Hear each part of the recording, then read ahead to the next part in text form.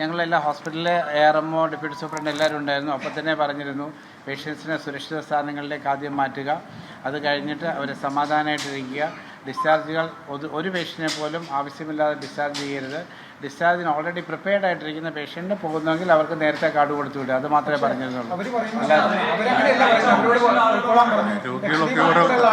അല്ല എന്തായാലും നമ്മളുടെ സൈഡ് അല്ല ഞാൻ പറഞ്ഞോട്ടെ, അല്ല ഇതിലിപ്പം എനിക്കും കള്ളത്തരം പറയേണ്ട കാര്യമില്ല. ഇതായിരുന്നു നമ്മുടെ ഹോസ്പിറ്റൽ ലെവലിൽ നമ്മൾ ഇതായിരുന്നു തീരുമാനിച്ചതും ഓർഡർ ഇത് കൊടുത്തും. ഇനി ഓരോ ഇൻഡിവിജ്വൽ യൂണിറ്റ് നിലവാരത്തിൽ അവരാരോടെങ്കിലും പറഞ്ഞിട്ടുണ്ടെങ്കിൽ അത് പരിശോധിക്കാവുന്നതാണ്. അങ്ങനെ ആരെയും നിർബന്ധിച്ച് വിടേണ്ട കാര്യമില്ല. നമ്മൾ ഓൾട്ടർനേറ്റ് ഉണ്ടെങ്കിൽ അത് പരിശോധിക്കാവുന്നതാണ്. അങ്ങനെ ആരെയും നിർബന്ധിച്ച് വിടേണ്ട കാര്യമില്ല. നമ്മൾ ഓൾട്ടർനേറ്റ് അതെ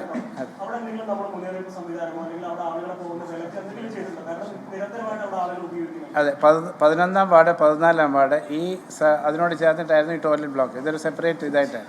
അപ്പോൾ ഈ ടോയ്ലറ്റ് ബ്ലോക്കിന് പകരം വാർഡിൻ്റെ അകത്ത് തന്നെ ഇപ്പം നമുക്ക് പുതിയൊരു ബ്ലോക്ക് പണിയുന്നുണ്ടെങ്കിൽ പോലും അതിൻ്റെ ഒരു സാമ്പത്തിക നഷ്ടം കണക്കാക്കാതെ വാർഡിൻ്റെ അകത്ത് തന്നെ നമ്മൾ ടോയ്ലറ്റ് ബ്ലോക്കുകൾ കൺസ്ട്രക്ട് ചെയ്ത് അവിടെ പോകാവുള്ളൂ. ഇത് അടച്ചിട്ടിരുന്നു. ഇത് വെറുതെ സ്റ്റോർ റൂം പോലെ അവർ സ്റ്റാഫ് വെക്കാൻ യൂസ് ചെയ്യുമ്പോൾ നമ്മൾ പറഞ്ഞിരുന്നു ഉപയോഗിക്കരുത്.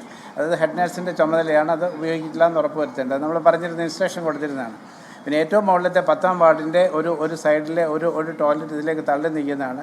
അത് ആകസ്മികമായിട്ട് തുറന്നിട്ടതാണ് എന്താണെന്നുള്ളത് ഇനിയും വിശദമായിട്ട് പരിശോധിച്ചാലേ നമുക്കറിയുള്ളൂ. ഇപ്പം നമുക്ക് എല്ലാ ഏരിയയിലും എന്നും നമുക്ക് ഓടിയെത്താൻ പറ്റില്ല. ഏതെങ്കിലും ഏരിയയിൽ അതിൽ വ്യത്യാസങ്ങൾ വരുന്നുണ്ടോ എന്ന് നമ്മൾ ഒന്നുകൂടെ പരിശോധിച്ച് നോക്കാം.